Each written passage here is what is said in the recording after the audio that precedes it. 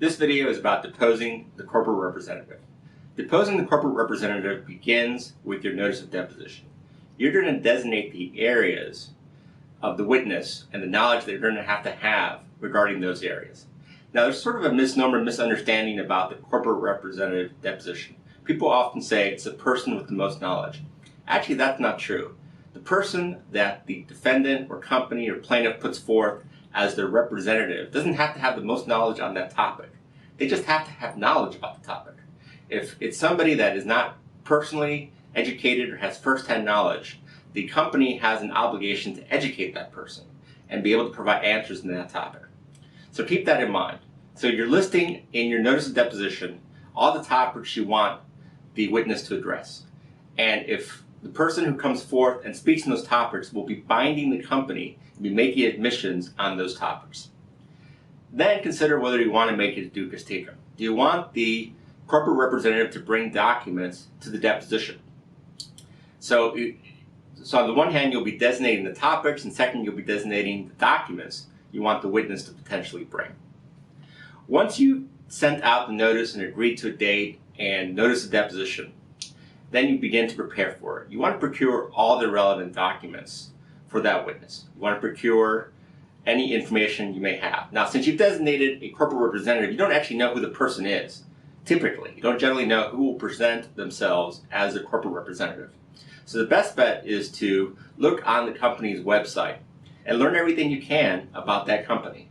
Look at the company's mission, their vision, their values, look at statements, look at any protocols or procedures they lay out in terms of what they do and how they do it. And then procure all relevant standards of care that apply to this witness's testimony. Now, the standards of care may be statutes, they may be regulations, they may be third-party standards that are put out there. But procure those because you're going to be questioning the witness about those.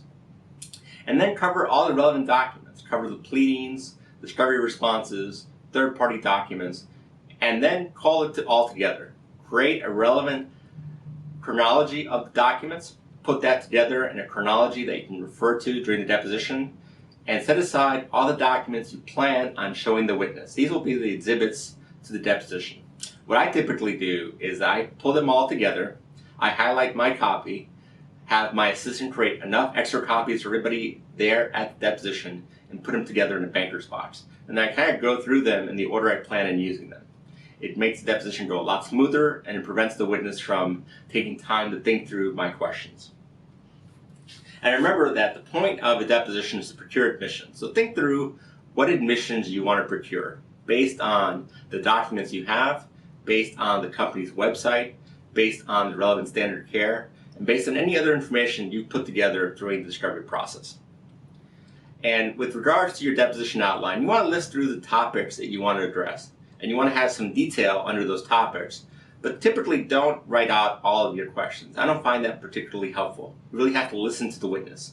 And if you've done your homework, you know your case, and studied through the prima facie case and the defenses and all the relevant documents, you'll have a general sense, actually a pretty strong one, of what information you want to procure, and you'll be able to have a conversation that you direct with the witness.